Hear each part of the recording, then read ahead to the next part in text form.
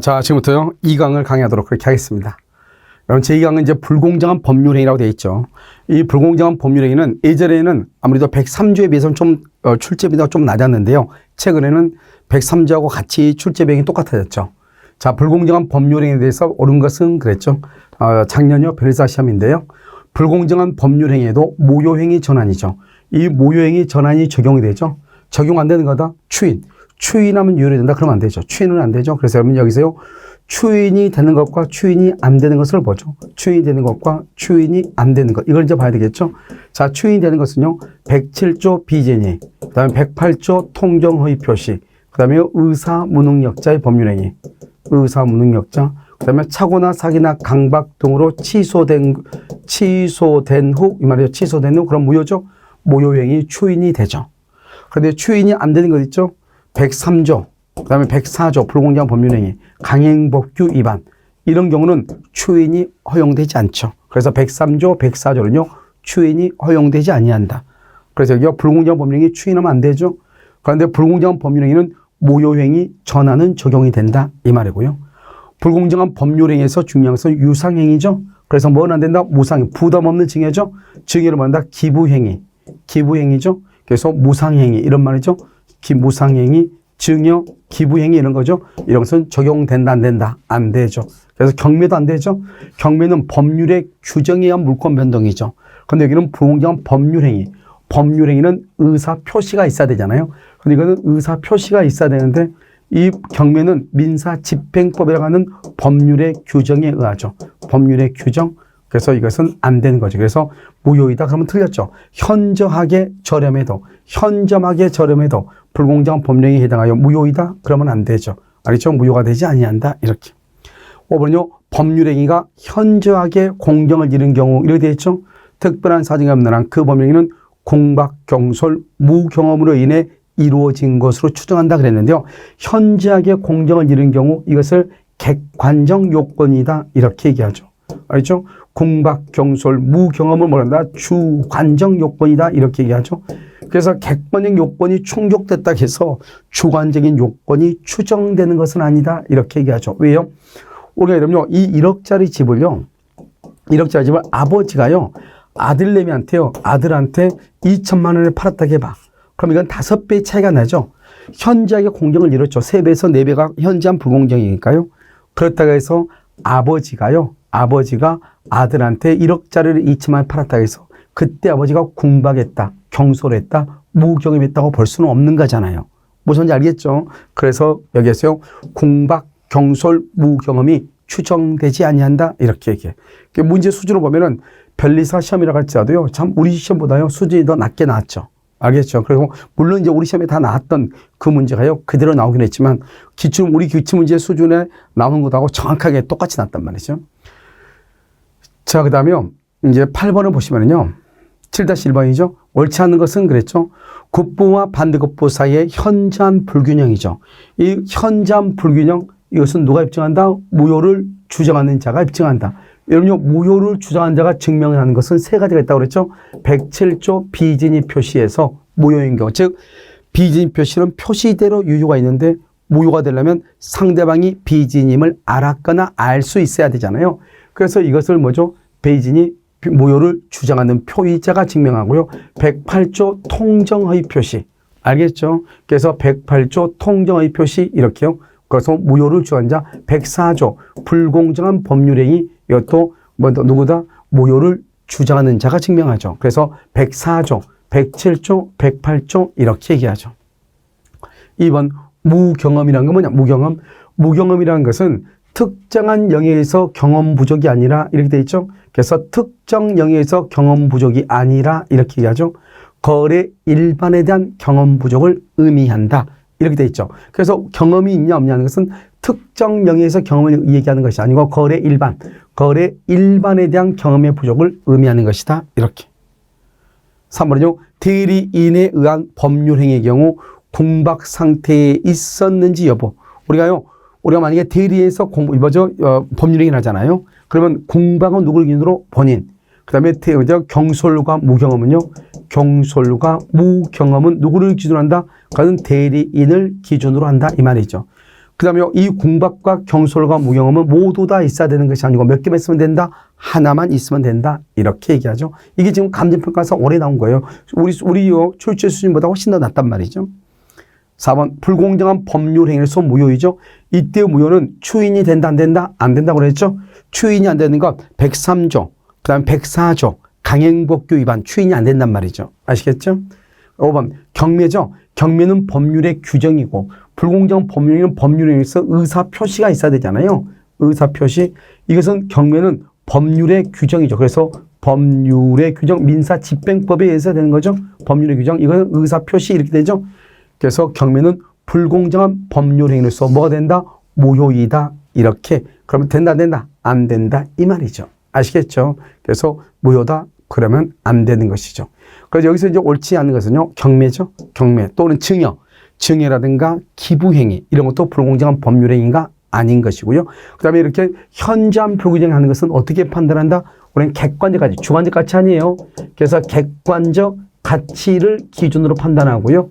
알겠죠? 그래서 객관적 가치를 기준으로 판단하고 공박, 경솔, 무경험의 정도도 참작하는 것이고 그 다음에 아무리 공박, 경솔, 무경험의 상태가 있다 할지라도 상대방의 일을 알면서 뭘 했다? 이용했죠. 이용. 그 다음에 이걸 악용했죠. 이용했다. 악용했다. 알면서 인식이죠. 인식이고요. 이용했다. 악용했다. 이 말이죠. 이런 경우는 불공정한 법률행위가 성립하는 것이다.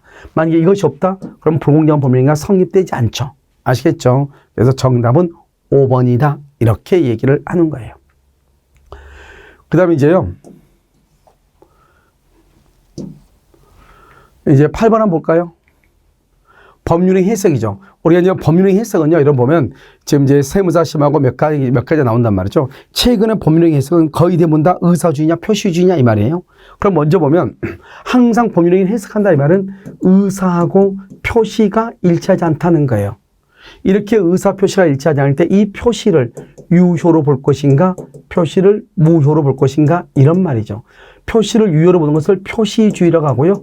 표시를 무효로 보는 것을 의사주의라고 얘기하는 것이죠. 이렇게 표시주의는 무슨 해석하고 연결되고 규범적 해석하고 연결이 되고요. 의사주의는요. 자연적 해석과 연관이 되죠. 이렇게 규범적과 자연적 해석에서 법률행위를 성립시킨단 말이죠. 성립시킨 후 틈이나 간극이 있다. 틈이나 간극이 있으면 이 틈이나 간극을 메우는 해석을 뭐란다? 보충적 해석이다. 이렇게 얘기해요. 그래서 보충적 해석은 법률행위가 성립하고 난 다음에 가능한 것이고 법률행위가 성립되지 않으면 보충적 해석은 할 수가 없다. 이렇게 보는 것이죠. 자, 그 다음에 여기서 보시면 성립시키니까 자연적과 규범적 해석은 성립을 시키기 위한 전제를 하는 것이죠. 자, 두 번째는요. 우리가 여기서 표시를 유효로 볼 것인가 표시를 무효로 볼 것인가 이 말인데요. 만약에 상대방이 없다.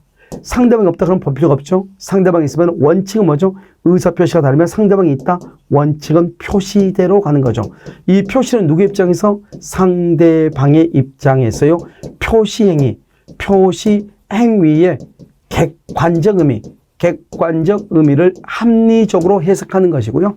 그 다음에 예외적으로 의사주의가 있죠. 의사주의는 표의자의 입장에서 그 다음에 주어져 효과 의사의 주관적 의미를 해석하는 것이죠. 이때 의사주의는 108조하고 비진 표시 107조가 있죠. 우리가 108조 보면 뭐죠? 상대방과 표의자의 의사가 일치했다 이 말이죠. 알겠죠? 일치했다. 그러면 일치했다? 그러면 의사대로 가는 거예요. 의사대로 간다고 하는 것은 뭐다? 표시를 무효로 보죠. 의사주의는 표시는 무효로 보고 그 다음에 의사대로 유효로 본다 이 말이죠. 간단하죠? 그 다음 비진 표시는요. 원칙적으로 비진은 유효인데요. 뭐랬거나 상대방이 비진을 뭐랬거나 알았거나 알 수 있었을 때 비진임을 알았거나 알 수 있었을 때 뭐로 본다? 그때는 무효로 본다 이 말이잖아. 그러니까 상대방이 표의자의 지인이 아님을 알았거나 알 수 있었다 이 말이 있으면 무효. 그럼 무효다. 그러면 그때는요 알았거나 알 수 있었다. 아니 무효가 아니고 알았거나 알 수 있었다. 그럼 뭐다? 그러면 의사주의로 간다. 의사주의는 뭐대로 있다? 의사대로 효력이 있다. 상대방과 표의자의 의사가 일치했다. 일치. 그럼 무조건 의사주의. 자연적 해석. 일치한 의사대로 가는 것이고 상대방이 표의자의 의사를 알았거나 알 수 있었다. 그러면 의사주의. 그럼 뭐가 무효? 표시가 무효. 이렇게 되는 거죠. 그러니까 이걸 먼저 기본적으로 가지고 지금부터 이제 우리가 문제를 풀어봐야 돼. 자, 1번을 보시면 동일한 사항에 관하여 내용을 달리하는 문서가 중복하여 작성됐다 이 말이죠. 자, 이건요. 원래 이 세무사는요. 민법 총칙만 시험에 나오거든요. 그러니까 사실은 문제가 되게 수준이 낮아요. 그런데 세무사 시험에서 이 지금 뭐죠? 여기 있는 지문이 있잖아요. 이 지문이 이제 여기서 나오면 상당히 좀 어려운 지문이 여기 나왔단 말이에요. 이게 무슨 말이냐면 동일한 사항에 대해서 여기서 내용을 달리하는 문서가 중복됐다 이 말이죠. 그러니까 2월 1일 똑같은 문서가 하나 있고 또 4월 1일 또 똑같은 내용에 대해서 문서가 2번 작성된 거예요. 그럼 어느 문서가 유효하냐 이 말이죠. 알겠죠? 똑같은 예를 들어서 두 당사자의 손해배상에 관한 합의를 하는데 2월 1일 날 합의해서 작성한 게 하나 있고 4월 1일 날 합의해서 작성한 게 하나가 있어. 그럼 작성 문서가 2개잖아요. 그럼 이 2개 중에서 어느 것이 유효냐 이 말이죠. 알겠죠? 이런 경우는 어떻게 다 최종적인 의사가 담겨 있는 거. 그래서 이러면 맨 마지막에 작성했던 문서에 최종적 의사가 담겨 있다 이 말이죠. 그래서 4월 1일 것이 유효이다 이 말이죠. 왜 4월 1일 또 다시 문서를 작성했겠어요? 2월 1일과 다른 내용의 합의가 있으니까 작성을 했을 거 아니에요. 그래서 맨 마지막에 있는 문서, 최초 문서가 아니에요. 맨 마지막에 있는 문서가 유효이다 이런 말이죠. 이번요, 매매계약상에 이의가 있을 때는 매도인의 해석에 따른다. 매도인의 해석, 이런요, 우리가 법률 행위의 해석은 법원이 하는 거예요. 그래서 법률 행위 해석은 법원이 하는 거기 때문에 매도인의 해석에 따른다 하더라도 법원은 매도인과 다르게 해석할 수 있는 거예요. 법원은 매도인과 다르게 해석할 수 있다. 그 말을 뭐라고 표현하냐? 법원을 구속하지 못한다. 이렇게 얘기해요. 그래서 법원은 다른 내용의 합의 해석을 할 수 있다. 이런 말이죠. 그 다음에요. 임의규정과 다른 관습이 있다. 이렇게 되어 있죠. 당사자의 의사가 명확하지 않다. 의사가 명확하지 않다. 그럼 의사가 명확하면 명확한 의사대로 가죠. 자, 이게 뭐냐면 우리가 법률행위 해석 기준인데요. 법률행위 해석 기준은 목사, 임, 신이죠. 그래서 목적, 당사자가 기도한 목적, 사실인 관습, 그 다음에 임의 법규, 그 다음에 신의 성실의 원칙 이런 순서대로 이렇게 가는 거예요. 목적, 사실인 관습, 임의법규, 신의 성실의 원칙 이렇게 가는 거예요. 그럼 여기서 목적이라는 것은 의사의 일치예요. 의사의 일치, 두 사람의 의사가 일치했다 이런 말이에요. 그럼 여기서부터는요. 불일치했다 이 말이겠죠. 그럼 불일치했을 때 법률행위를 해석할 때는 먼저 우리가 임의법규는 민법이잖아요. 민법이 있다가 할지라도 사실인 관습으로 먼저 간다 이 말이죠. 그러니까 사실을 가지고 먼저 해석해. 이 사실이라고 하는 것이 가장 근본적인 것이죠. 우리 주변에서 일어난 일들이니까. 알겠죠? 그래서 관습으로 가고요. 그 다음에 법으로 가고 신의성시 원칙. 신의성시 원칙이 뭐냐? 일반 상식 이런 뜻이죠. 그래서 이런 것으로 간다. 이런 말이죠. 순서를요. 그러니까 당사자가 원하는 목적이라는 것은 의사가 일치됐을 때는 그 일치한 대로 가고 만약에 불일치한 경우에는 사실행 관습, 임의법규, 신의성시 원칙 이런 순서대로 간다. 목사, 임신 이렇게 얘기하죠. 지금 보면 여러분 임의규정, 민법하고 다른 관습, 이때의 관습은 사실행 관습을 얘기해. 당사자의 의사가 명확하다. 명확하면은 목적이래. 명확하면 목적이요. 그 목적대로 가. 일치한 의사대로 간다 이 말이죠. 그런데 그런 것이 명확하지 않을 때는 둘 다 있으면 사실행 관습, 관습이 우선한다 이런 말이에요. 아시겠죠? 4번 정관의 규범적인 의미 내용과 다른 해석이 사원총회 결의.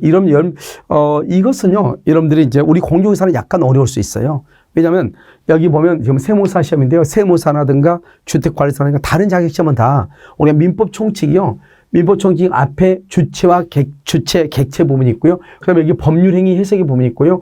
기간하고 소멸시효 부분이 있는데 우리 공무사는 여기만 공부를 하는 거예요. 여기하고 소멸시효 부분하고 여기요. 주체와 객체 이 부분은 우리가 공부를 또 안 해요.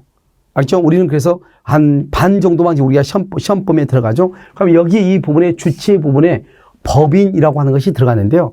그 법인은 정관을 작성하고 주무관청의 허가를 받아야 되거든요. 그리고 법인 설립 등기를 해야지 법인이 성립되는 거거든요.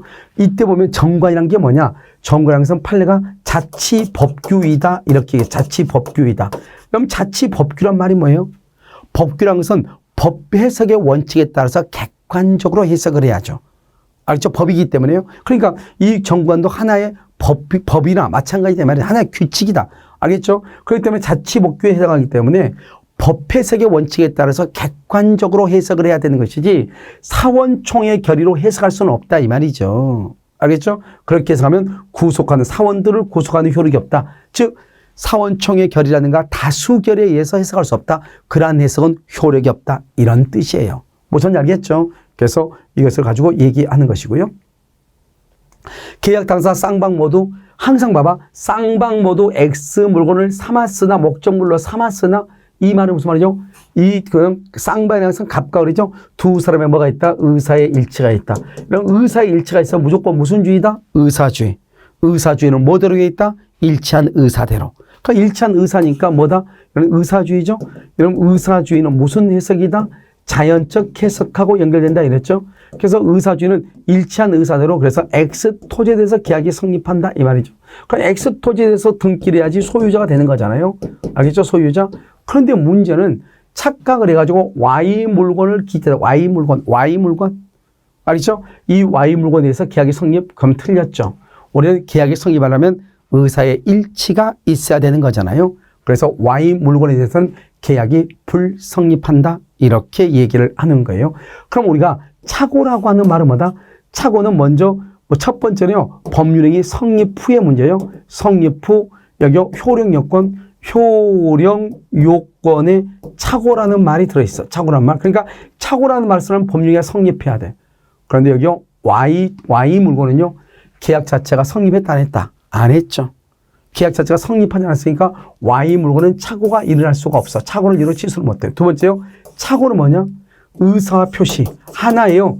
의사 표시가 일치하잖아. 일치하지 않는 것을 표의자가 모르고 있어야 돼. 표의자가 모르고 있어야 돼. 의사 표시가 일치하지 않는 것을 표의자가 모르고 있어야 돼. 그건 지금 여기는 쌍방 두 사람이 다 X 토지를 매매 계약의 목적물로 삼기로 합의했다잖아요. 합의란 말은 의사의 일치가 있다는 말이죠. 그래서 의사의 일치니까 X 토지에 대해서는 매매 계약 자체가 X 토지에서는 착오의 문제가 발생할 여지가 있다 없다? 없죠. 그래서 이러면 오표시 무효의 원칙에서는 X 토지든 Y 토지든 관계없이 착오를 이유로 취소할 수 있다. 이런 말이 나올 수가 없는 거예요. 아시겠죠? 그래서 Y 물건에 대해서 계약이 성립한 것을 본다. 틀린 것이에요. 무슨 말인지 아시겠죠? 틀렸다. 이런 말이죠. 그래서 여러분요. 이제 여기서 이제 보시면 이 해석에서 맨 마지막에 있는 것이고요. 그 다음에 구속하지 못하고 관습에 의하고요. 사원을 구속하는 효력이 없죠. 그래서 5번이 정답이죠. 자, 8-1은요. 법률 해석이죠. 사실은 관습 또 나왔죠. 사실은 관습은 법률행위를 해석할 때 알겠죠? 당사자가 원하는 목적이 없으면 그 다음에 관습을 가지고 해석하죠. 그래서 법률의 당사자의 의사를 보충한다. 이렇게 얘기해. 그런데요. 법칙으로서 효력을 갖는다. 그러면 안 되지. 법칙 우리요. 사실은 관습이 있고 관습법이 있다면 관습법이요. 관습법이라는 것은 뭐냐면 일정한 관행이 존재하고 그다음에 사회 구성원들의 법적 확신이 있고 헌법을 최상위 규범을 하는 전체 법 질서에 부합하는 정당성과 합리성을 갖추고 있을 때 이것을 관습법은 문자는 없지만 그래서 불문법이라고 그래. 문자는 없으면 그 사회 구성원들이 하나의 법적 법칙으로서 인정하고 있다 이 말이죠. 이렇게 관습법일 때는 법칙으로서 효력이 같지만 사실은 관습은 사실에 불과하기 때문에 알겠죠? 이것은 당사자의 의사를 보충할 뿐이다 이래야 돼. 그래서 1번은 틀린 것이죠. 자, 유언이죠. 이런 말을 이해해야 돼. 여러분 유언, 유증, 재단법인 설립행위. 유언, 유증, 재단법인 설립행위. 이건 뭐다? 상대방이 있어 없어? 상대방이 없는 거죠. 상대방이 없는 경우는 무슨 주의다? 의사주의죠. 의사주의는 무슨 해석을 한다? 자연적 해석을 하는 거예요. 그래서 이러면 재단법인 설립행위나 유언이나 유증의 경우는 자연적 해석을 하는 거예요. 여기서 규범적 해석을 하려면 어떻게 해야 된다? 상대방이 있어야 돼. 상대방이 있다고 하는 것은 의사와 표시 중에서 표시가 중요시된다 이 말이죠. 그래서 상대방이 있는 경우는 원칙적으로 표시주의 규범적 해석을 하고 상대방이 없는 경우는 원칙적으로 의사주의 자연적 해석을 하는 거예요. 자, 법률이 성립이 인정돼야죠. 성립을 인정하려면 어떻게 한다? 자연적 해석과 그다음에 규범적 해석에 의해서 법률행위를 성립시키고 그 다음에 틈이나 간극이 있으면 하는 것을 보충적 해석이라고 하고, 이러한 보충적 해석은 누구의 입장에서? 제3자의 입장에서 당사자의 무슨 의사? 가정적 의사를 가지고 해석하는 것이고, 보충 해석은 반드시 뭐가 있어야 돼? 틈이나 간극이 있어야 돼. 어떤 틈이나 간극이죠? 성립하고 난 다음에 틈이나 간극이 있어야 돼. 그러니까 법률행위가 성립되냐 안 되냐는 것은 자연적 해석, 규범적 해석, 다른 말로 의사주의, 표시주의에 의해서 결정이 되는 것이고, 그 다음에 틈이나 간극이 있으면 그 틈이나 간극을 메우기 위해서 하는 해석, 그것을 우리는 보충적 해석이라고 하고, 이런 보충적 해석은 당사자의 가정적 의사를 가지고 해석하는데, 이 가정적 의사라고 하는 것은 137조 일부 무효의 법리 138조 무효행위 전환을 가서 보면은 가정적 의사를 가지고 해석한다, 이렇게 규정하고 있단 말이죠. 4번 처분 문서가 존재한다. 이러면 처분 문서가 뭐죠? 예를 들어서 그러면 전세 계약서라든가 차용증이라든가 이런 것을 처분 문서라고 그래. 거기에 보면 권리가 화체가 되어 있죠. 제가 처분 문서가 존재한다면 처분 문서의 기재 내용과 처분 문서의 기재 내용이 뭐죠? 표시죠. 표시하고 다른 묵시적 약정이죠. 다른 묵시적 약정 뭐죠? 이거는 의사죠. 의사의 일치가 있다 이 말이죠. 표시하고. 그래서 묵시적 약정이 있는 사실이 인정되더라도 그 기재 내용과 달리 인정할 수 없다. 이건 아니죠. 우리가요, 의사하고 표시가 있는데 이 처분 문서의 기재 내용과 다른 묵시적 약정이 있다 이 말이죠. 그러니까 갑과 을 간의 합의, 의사 표시에 일치가 있다. 그럼 무슨 주의? 의사주의. 의사주의는 뭐대로 있다? 일치한 의사대로. 그럼 뭐가 무효이다? 표시가 무효. 이렇게 가는 거잖아요. 그래서 그러면 이것을 만약 우리가 상대방이 있다. 의사 표시가 일치하지 않는다. 원칙은 표시주의고요. 예외적으로 무슨 주의라고 그랬죠? 예외적으로 의사주의 그랬죠. 그럼 의사주의는 뭐예요? 표시가 무효이고 의사대로 효력이 있다 이 말이잖아요. 그래서 예외적으로 의사대로, 의사주의는 의사대로 효력이 있고 표시가 무효이다. 그러면 이것은 뭐다? 첫 번째요. 상대방과 표의자의 의사가 일치한 경우 이랬죠. 의사가 일치한 경우. 그래서 상대방과 표의자의 의사가 일치한 경우. 두 번째요. 상대방과 표의자의 의사가 일치한 경우 이렇게 되어 있죠. 자, 두 번째는요. 상대방이요. 표의자의 의사를 뭐랬거나 알았거나 알 수 있었을 경우, 알겠죠? 이것을 이런 말이 있을 때 의사주의는 표시가 무효, 뭐대로 효력이 있다? 일치한 의사대로.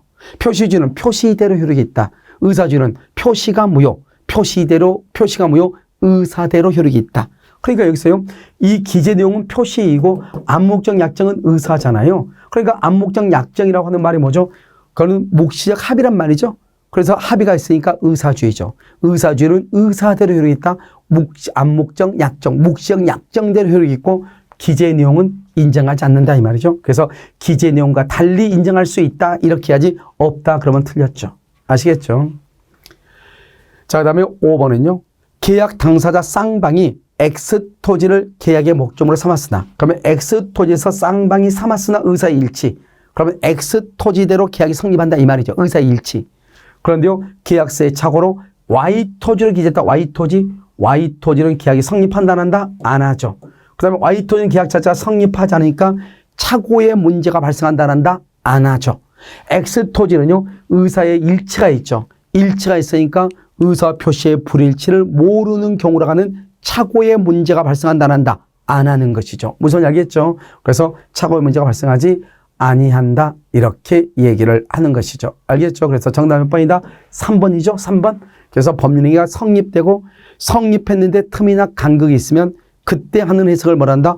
보충적 해석이고, 이때 보충적 해석이라고 하는 것은 가정적 의사를 가지고 해석한다 이렇게 얘기해요. 그래서 이 문제를 딱 봤을 때 이제 우리가요, 문제를 어떻게 봐야 될 것인가? 그럼 이것은 어느 하나만 가지고 얘기할 수 있는 것이 아니죠. 그래서 논리적이 어느 정도요, 법의 그림이 있어야 되는 것들이죠. 자, 그 다음에 지인이 아닌 의사표시죠. 자, 옳은 것은 그랬네요. 자, 지인이라는 것이 먼저 진정으로 마음속에서 바라는 사항을 뜻하는 것이 아니죠. 어떠한 의사를 표시하고자 하는 표의자의 생각을 지인이라고 하는 것이지, 진정으로 마음속에서 바라는 사항, 그것을 얘기하는 것이 아니다. 자, 니은은요, 진위와 표시가 일치하지 않음을 표의자가 과실로 알지 못하고 한 의사표시는 진이 아닌 의사표시에 해당하지 않는다. 이렇게 얘기했죠. 자, 그럼 우리가 한번 볼까요? 자, 비진이 표시는 뭐냐? 먼저요, 의사와 표시가 일치하지 않아야 돼. 이 표시가 일치하지 않은 것을 의사표시의 불일치죠. 이 불일치를 뭐란다? 의사의 흠결이다. 이렇게 얘기하죠. 의사의 흠결. 의사의 흠결이고요. 이 의사표시의 불일치를 표의자가 알고 있느냐? 표의자가 모르고 있느냐? 이렇게. 알겠죠? 알고 있느냐? 모르고 있느냐? 이렇게 하고요. 표의자가 모르고 있다? 그럼 이것은 착오이다? 이렇게 가는 것이고, 알고 있는데, 알고 있어야 돼? 과신한데? 그래서 여기서 표의자만 알고 있느냐? 표의자만 이것을 비진이 표시라고 하고, 상대방의 양해를 구했느냐? 상대방하고 짜고 했느냐? 이 말은 양해를 구했느냐? 이걸 통정 허위 표시다? 이렇게 얘기하는 거죠. 알겠죠? 그러니까 이제 이걸 가지고 이제 우리가 지금 보는 거예요. 이걸 가지고 보면 여기 한번 봐봐. 진위와 표시가 일치하지 않음을, 불일치죠? 이 불일치를 표의자가 알지 못하고 과실로 알지 못하고 한 의사표시는 비진위 표시에 해당하지 않는다. 그럼 우리가요, 여기서 비진위 표시에 해당하려면 어떻게 해야 돼요? 이것은 알고 해야 돼, 알고. 과실로 그러면 안 돼. 알겠죠? 알고. 의사표시 불일치 표의자가 알고서 해야 된다고. 알겠죠? 과실로 그러면 안 된다고. 그래서 비진위가 아니라고. 아시겠죠? 자요, 그 다음에 디귿은요, 어떠한 의사표시가 표의진이 아닌 의사표시로서 무효라고 주장하는 거. 여러분, 이거 또 나왔네요. 제가요, 아까 104조 불공정한 법률행위 할 때 증명 책임을 3개를 암기하라고 그랬죠? 누가 암기하냐? 무효를 주장하는 자. 무효를 주장하는 표의자가 증명하는 것이 있어. 3가지. 104조 불공정한 법률행위, 그것은 객관적인 요건과 주관적인 요건을 모두 다 증명을 해야 돼. 그 다음에 107조 비진위 표시요. 108조 통정 허위 표시. 그래서 104조 불공정한 법률행위에 해당하는지, 107조 비진위 표시에 해당하는지, 108조 통정 허위 표시에 해당하는지 여부, 그것은 무효를 주장하는 자가 증명을 하는 거예요. 그러니까 여기서 보시면요, 어떠한 의사표시가 진이 아닌 의사표시라고 무효라고 한다. 무효라고 하려면 그 증명책임은 무효라고 주장하는 자한테 증명 책임이 있다. 이 말이죠. 알겠죠? 그러니까 무효라고 주장할 때는 그 주장자, 즉 무효라고 주장하는 그 사람한테 있다. 즉 무효를 주장하는 자가 증명한다. 이런 뜻이에요. 무슨지 아시겠죠? 그럼 여기서 보시면 진정으로 바라는 사항, 이건 아니죠. 알겠죠? 그래서 어떠한 의사를 표시하고자 하는 표의자의 생각을 얘기하는 것이고요. 그 다음에 과실이 있다 해서 비진위 표시가 아니죠. 의사 표시의 불일치를 알고 해야 되죠. 과실로 그러면 안 된다고. 알겠죠? 비진위 표시가 아니다. 이 말이죠. 그래서 니은하고 디귿이 된다. 이런 말이죠. 약간 어려울 수는 있죠. 아시겠죠? 자, 1번 보시면 9-1번은요. 진이 아닌 의사 표시는 원칙적으로, 원칙 그러면 안 되지.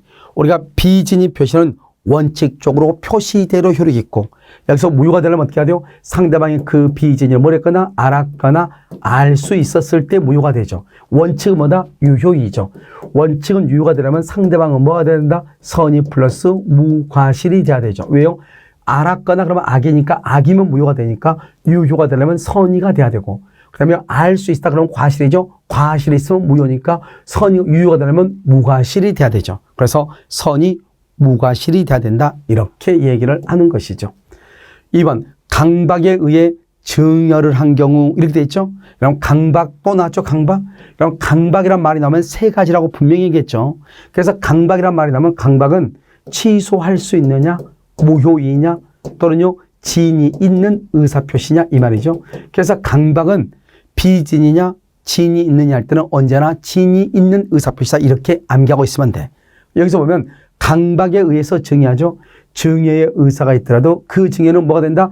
진이 아닌 의사표시가 된다. 강박에 의한 경우는 진이 있는 의사표시가 된다. 이 말이죠. 두 번째는요. 무효이죠. 무효가 되려면 의사결정의 자유가 박탈이 됐다. 강박행위가 극심하다. 극심. 박탈됐다. 극심하다. 그러면 무효가 되고. 그러면 취소죠. 취소가 되려면 의사결정의 자유가 뭐가 됐다? 제한이 되는 건 제한. 그럼 이 제한은 불법적 해악을 고지하고 공포심이 있다 이 말이죠. 공포심. 불법적 해악을 고지하고 공포심이 있다. 그럼 이것은 취소다. 이렇게. 박탈이나 극심이란 말이 있다. 그럼 이것은 무효라고 하는 것이고. 그럼 지금 이해되셨나요? 그러니까 우리가 강박은 딱 세 가지다. 진이냐 비진이냐? 그러면 진이 있는 이다. 알겠죠? 예요. 여기서요. 증의 의사가 있으니까요. 진이 있는 이죠. 자, 두 번째요. 무효냐 취소냐 했을 때는 박탈이나 극심이란 말이 있을 때만 무효이고 그런 말이 없으면 그건 무조건 취소가 되는 것이다. 아시겠죠? 자, 3번 공무원이죠. 공무원은 사인이고요. 사직의 의사표시는 국가한테 하는 거잖아요. 우리 민법은 사인 간의 관계를 다루는 법이지 공법 관계를 다루는 것이 아니잖아. 상하관계. 그래서 이것을 사인의 공법 행위는 비진의 표시가 준용되지 않죠. 그래서 준용되지 않는다. 그러니까 소를 취할 마음이 없는데 소를 취하 있어. 비진이로. 그래도 그것을 뭐라 한다? 언제나 유효라고 하는 것이. 언제나 유효이다. 알겠죠? 4번. 법률상 장애로 자기 명의로 대출받을 수 없는 자를 위해서 대출금 명의를 빌려준 자. 여기까지요. 우리가 대출금 명의를 빌려준 자. 이 대출금 명의를 빌려준 자의 의사표시는 지인이 있는 의사표시다. 지인이 있는. 알겠죠? 그래서 비지인이가 된다. 틀렸죠? 비지인이 아니고 지인이 있는 의사표시가 된다. 그래서 여러분요, 이것을 지금 뭐라고 얘기하면 이렇게 하죠. 내심의 효과 의사. 내심의 효과 의사가 결여된 지인이 아닌 의사표시, 지인이 아닌 의사표시라고 할 수 없다. 이 말이죠. 지인이 아닌 의사표시라고 할 수 없다. 자, 그럼 뭐 이거 한번 볼까요? 자, 여러분요, 여기 한번 보시면 이렇게 되죠. 자, 내심의 효과 의사가 무슨 말이죠? 지인이란 말이죠. 지인이가 결여됐다. 그럼 지인이가 결여됐으니까 뭐다? 이것을 비지인이 표시다. 이런 말이죠. 비지인이 표시. 알겠죠? 그런데요, 여기 지인이 아닌 의사표시 되어 있죠? 그럼 여기 비지인이 표시나 지인이 아닌 의사표시나 같은 말이죠? 됐죠? 그러면 비지인이 표시라고 할 수 없다. 비지인이가 아니다. 이 말이죠? 그러니까 지인이 있는 의사표시다. 이런 말이죠. 그러니까 우리가요, 이게 대출금 명의를 빌려준 경우, 그래서 우리가요, 강박에 간 경우, 그 다음에 강박에서 증의 의사표시한 경우, 대출금 명의를 빌려준 경우, 사립학교의 교직원의 이름, 사립학교가 교직원의 이름으로 대출을 받은 경우, 근로자가 스스로 뭐랬다? 사직서를 제출한 경우, 당시의 상황에서는 최선이라고 판단해서 증의 의사를 표시한 경우, 이런 경우로 우리는 다 지인이 있는 의사표시다. 이 5가지 이렇게 얘기했잖아요. 그러면 우리가 시험에는 지인이다 비지다 이렇게 바로 나온 것이 아니고 이렇게 말을 비비를 꼰다고. 내심의 효과 의사가 결여됐다. 그럼 내심의 효과 의사를 지인이라고 하는데 지인이가 결여됐다. 지인이가 없다 이 말이죠. 그럼 이것을 비지인이 표시라고 하고 결여된 지인이 아닌 의사표시, 지인이 아닌 의사표시에서 비지인이란 말이잖아요. 결국 비지인이라고 할 수 없다. 다른 말로 지인이 있는 의사표시다. 이런 뜻이에요. 여러분 지금 이해되셨나요? 알겠죠? 그것을 얘기한다. 그래서 지인이 아닌 의사표시가 된다. 틀린 것이죠. 지인이 있는 의사표시다. 이렇게 얘기하고요. 지인과 표시가 일치하지 않죠? 일치하지 않죠? 표의자가 알지 못한다? 알지 못한다. 그럼 이것은 착오라고 하죠. 그래서 의사표시에 일치하지 않으면 모른다? 그러면 착오라고 하고 알고 표의자 혼자만 알고 의사와 표시의 불일치를 표의자가 알고서 하는 것을 비진이 상대방과 양해를 한 경우를 통정의 표시 그 불일치를 처음부터 모르는 것을 착오라고 얘기하는 거예요. 그래서 이것을 알지 못한 경우 그것을 착오다 이렇게. 그래서 지인이 아닌 의사표시가 성립할 수가 있다 없다 이렇게 얘기를 하는 것이죠. 얼지주로 무효이다 틀렸죠? 그래서 정답은 몇 번이다? 3번이다 이런 말이죠. 알겠죠? 3번 이렇게. 자, 10번 이제 통정의 표시 이렇게 되어 있죠. 옳은 것은 그렇게 되어 있나요? 1번 통정의 표시에 의하여 생긴 채권을 감유했다. 봐봐. 항상 여러분요 우리가 제3자냐 아니냐를 했을 때 먼저 제3자가 아닌 것은 먼저 알아고 그랬죠. 제3자가 아닌 거. 제3자가 아닌 것은 뭐가 있다? 먼저 상속인 포괄 승계인이죠. 수익자, 지위를 이전받은 자, 지위를 승계한 자 이렇게 제3자가 아니죠. 여기다가 뭐가 있냐? 채권의 가장양도. 채권의 가장양도에 있어서 채무자, 채권 출심을 의뢰받은 자, 채권의 가장양도 채무자, 이건 제3자가 아니에요. 아주 간단하죠? 그냥 먼저 제3자가 아닌 것을 먼저 암기를 하든지, 그렇지 않으면 뭘 해야 되냐? 제3자는 딱 4가지밖에 없어. 뭐다? 가장 소비대차, 가장 소비대차, 또는요, 가장 채권, 가장 매수인, 또는요 가장 양수인, 그 다음에 뭐냐 여기가 가장 저당권, 그 다음에 가장 전세권 이렇게 됐단 말이죠. 가장 저당권, 가장 전세권. 그러면 이건요, 이건 우리가 그냥 을이에요. 을. 가장 소비대차, 가장 매수인, 가장 저당권, 가장 채권. 이 가장이란 말이 바로 무슨 말이냐? 이게 바로 여기서 통정허위 표시를 다른 말로 뭐라 한다? 가장이라고 얘기하는 거예요. 그러니까 통정허위 표시에 의해 생긴 채권, 이것을 가장 채권이라고 얘기하는 거예요. 그래서 이렇게 읽어. 아시겠죠? 그러니까 여기요, 가장 소비대차, 가장 채권, 이게 을이에요. 여기까지. 여기가 을이에요. 을. 그런데 여기서 뭐냐면, 여기에서요, 그 다음에 나오면 이건 병이에요. 그러니까 이 채권에 대해서 뭐 한 사람, 압류나 가압류를 한 사람, 여기 대해서 보증을 쓴 사람, 또는 이것이 가장 채권에 의해서 파산 선고 나서 파산 관제인, 또는 한국자산관리공사 다 제3자야. 이 뒤에 나온 건 다 제3자야. 거짓말 매수인데 진짜 매수인자고 매수한 사람, 가등기한 사람, 저당권 설정한 사람, 근저권 설정한 사람, 전세권 설정한 사람 다 제3자야. 가장 저당권에는 경매인밖에 없고요. 가장 전세권에는 저당권을 설정하죠. 저당권밖에 없어. 그러니까 가장 전세권, 그런 전세권에 대해서 저당권을 설정받았다. 가장 저당권에 대해서 경매를 받았다. 이것은 이 두 가지밖에 없고 나머지 이것은 뒤에를 암기한 게 아니야. 그러니까요, 선생님들 중에서 제3자라는 것이 이해가 안 되신 분들이 대부분이야. 그런 사람들은 자꾸 여기에 있는 사람을 두 문자를 따가지고 암기한단 말이죠. 여러분, 그것은 웃긴 말이에요. 우리는 뭐냐면 제3자는 새로운 이해관계를 맺었기 때문에 이 사람들이 누군지 어떻게 알겠어요. 그러니까 먼저 뭐를 알아야 되는 거예요. 이게 무효란 걸 알면 이 무효를 기초로 새롭게 이해관계를 맺으면 다 제3자인 거예요. 그러니까 먼저 무효란 걸 알아야 되겠죠. 그러니까 여기서 통정허위 표시는 가장이란 말이고 통정허위 표시에 의하여 생긴 채권이죠. 이걸 가장 채권이라고 그래. 여기 가장 채권 네 가지 말하면 된다니까요. 가장 채권, 가장 소비대차, 가장 매수인, 가장 양수인, 가장 전세권, 가장 저당권 네 개밖에 없어. 먼저 찾아. 그래가지고 여기 가압류죠. 그럼 얘는 무조건 제3자예요. 만약 여기가 가압류가 아니고 보증선사면 나올 수 있고 파산 선고에 의한 파산 관제이라고 나올 수도 있잖아요. 누구든지 제3자예요. 알겠죠? 제3자니까 제3자가 선이죠. 제3자가 선이다. 통정허위 표시와 관련하여 법원은 제3자에 해당하지 않는다. 틀렸죠. 여기서 통정허위 표시에 의하여 생긴 채권, 이 채권을 가압류한 사람을 제3자라고 하는 거예요. 그다음에 통정허위 표시는 무효죠. 무효인데 채권자 취소권이 가능하죠. 무효인데 채권자 취소권. 그럼 여기서 여러분요, 무엇을 또 알아야 되냐? 여기서 이 채권자 취소권에 대해서 정확하게 알아야 돼. 채권자 취소권은 언제나 재판상 행사를 해. 재판으로만.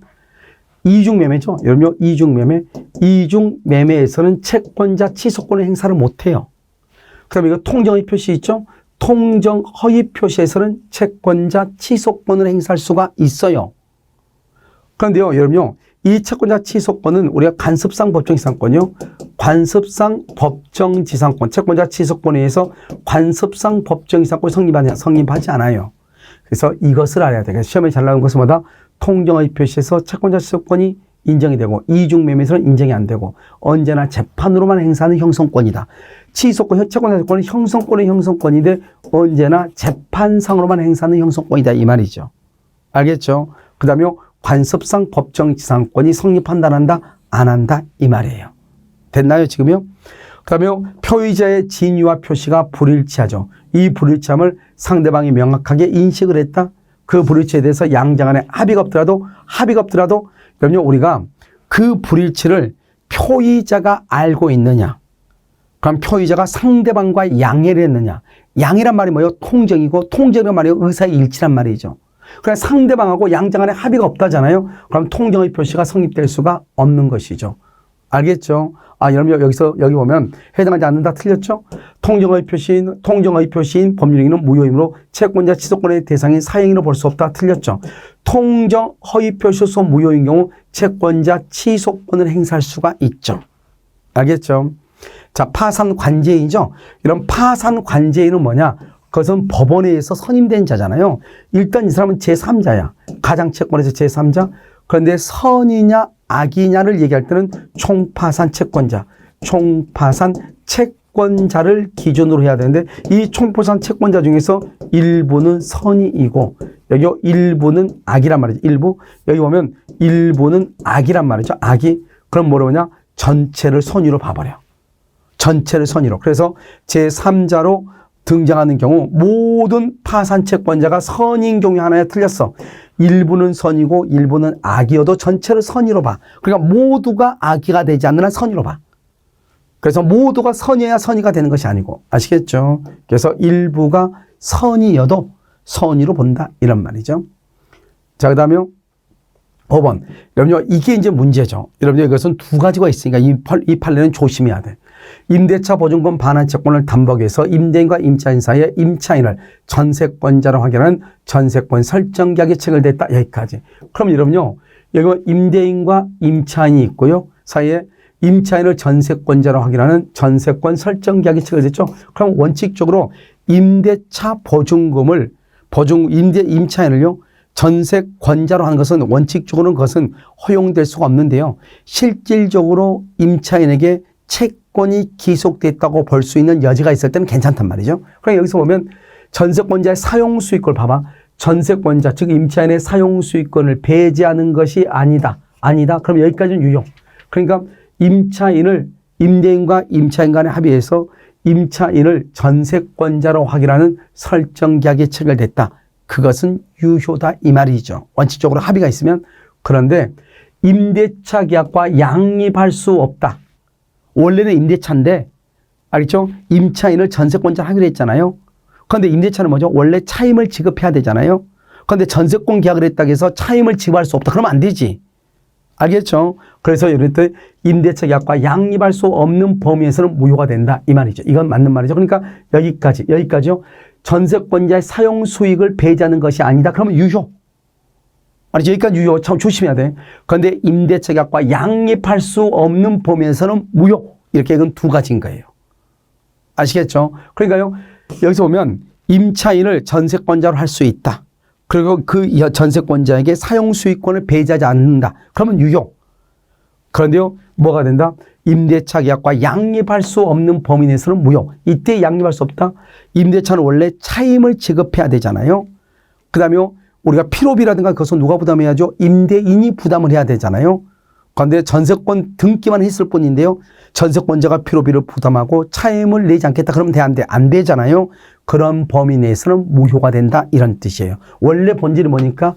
임차권이니까. 아니죠? 채권이다. 이 말이죠. 아시겠죠? 그래서 이것은 옳은 것은 그랬죠? 그래서 정답은 5번이다. 약간 어려울 수는 있다. 이것은 두 가지를 나누어서 이해를 해야 된다. 이런 말이죠. 아시겠죠? 자요, 여기까지 볼까요? 10-1번요. 통정의 표시에 의하여 외형상 형성된 법률관계를 기초로 하여 새로운 법률상 이해관계를 맺은 제3자에 해당하지 않는 자는 이렇게 되어 있나요? 자, 그럼 봐봐. 우리가 제3자란 말이 나오면 또 얘기했죠. 제3자가 아닌 경우. 뭐가 있다? 상속인. 그 다음에 수익자. 그 다음에 지위를 이전받은 자. 지위를 승계한 자. 이렇게. 또 뭐가 있다? 여기서 채권의 가장 양도. 채권의 가장 양도에 있어서 누구다? 채무자죠? 채무자, 제3자가 아니다. 이렇게 얘기했죠. 자, 이제 다시 한번 봐. 여기서 여러분 뭐를 보는 것이냐면요. 이건 지금 아니라고 했죠. 채권의 가장 양도 채무자.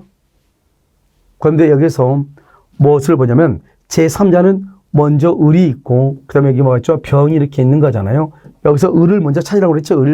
을을 찾을 때는 어떻게 찾죠? 네 가지가 있다. 뭐 가장 매수인 또는요 가장 양수인이 있고요. 그 다음에 여기에 가장 소비대차, 거짓말 소비대차가 있고요. 그 다음에 여기가 가장 채권이 있고요. 그 다음에 여기가 가장 전세권이 있죠. 그 다음에 가장 저당권이 있죠. 가장 저당권 이렇게 있단 말이죠. 그러니까 여기서요. 전세권과 저당권은 딱 하나씩밖에 없어요. 저당권은 여기요. 제3자는 경락인밖에 없고요. 가장 전세권은 저당권을 설정받았다 이거밖에 없는 거예요. 그런데 이 가장 매수인하고 가장 소비대차에는 너무너무 많은 거죠. 누가 될지 모르죠. 그러니까 먼저 가장이란 말이 뭐냐? 통정의 표시란 말이니까요. 먼저 이 네 개를 찾고 그 다음에 가장 매수는 압류나 가압류. 알겠죠? 여기도 압류나 가압류. 또는 뭐가 있다? 가장 채권에 압류나 가압류가 있고 파산관제인이 있고 보증인이 있고 한국자산관리공사가 있고 가장 양수인은요 가등기가 있고 그 다음에 전득한 전득자가 있고 그 다음에 전세권자 저당권자 등이 있고 이런 것들이 다 있단 말이에요. 그러니까 일단 이걸 찾으면 이것은 을이고 그 다음에 나온 사람은 다 새로운 사람 제3자다 이 말이죠. 그럼 여기서 이제 찾는 거죠. 여기 뭐가 나왔죠? 가장 전세권 나왔네. 여기는 봐봐. 여기는 가장 소비대차가 아니고요. 이걸 말한다. 가장 채권이다. 이렇게 읽어. 알겠죠? 이렇게. 그 다음에 여기요. 여기 뭐냐면 가장 저당권 이렇게. 그 다음에요. 우리가 뭐가 오냐면 가장의 채권 양도 후 채무가 변되지 않고 있는 동안 채권 양도가 허위에 바뀌는 거. 여기 봐봐. 가장 채권 양도 후 채무자죠. 여기요. 우리가 채권의 가장 양도에서 채무자. 이 채무자는 옛날에 여기 봐봐. 채권이 있었죠. 채권이 2월 1일 있고 이것을 거짓말로 2월 5일날 양도했어. 그러면 채권이 있다는 건 결국 누가 있다는 거예요? 채무자가 있다는 거죠. 채무자는 2월 1일날 있는 거잖아요. 그러면 채권을 가장 양도했을 때 채무자는 새로운 사람이 아니고 예전에 있었던 기존의 사람이죠. 그래서 제3자가 아니다. 이런 말이에요. 알겠죠? 그 다음에 가장 소비대차죠. 소비대차에서 파산이 돼서 파산 선고가 되죠. 그러면 파산관제인이죠. 파산관제는 제3자고 이때 파산관제인은 제3자이다. 선이냐 악이냐 하는 것은 총파산 채권자를 가지고 기준으로 한다. 일부는 선이고 일부는 악이다. 그러면 전체를 뭐로 본다? 선의로 본다. 이런 말이죠. 이렇게. 알겠죠? 이것을 여러분이 잘 보시면 되는 것이다. 이 말이에요. 정답 몇 번이다? 4번이다. 이런 말이에요. 아시겠죠? 그 다음에 이제 여러분요. 우리가 이제 11번부터 차고의 문제잖아요. 그래서 차고의 문제 여러분요. 잠깐 쉬었다가요. 다시 보도록 그렇게 하겠습니다.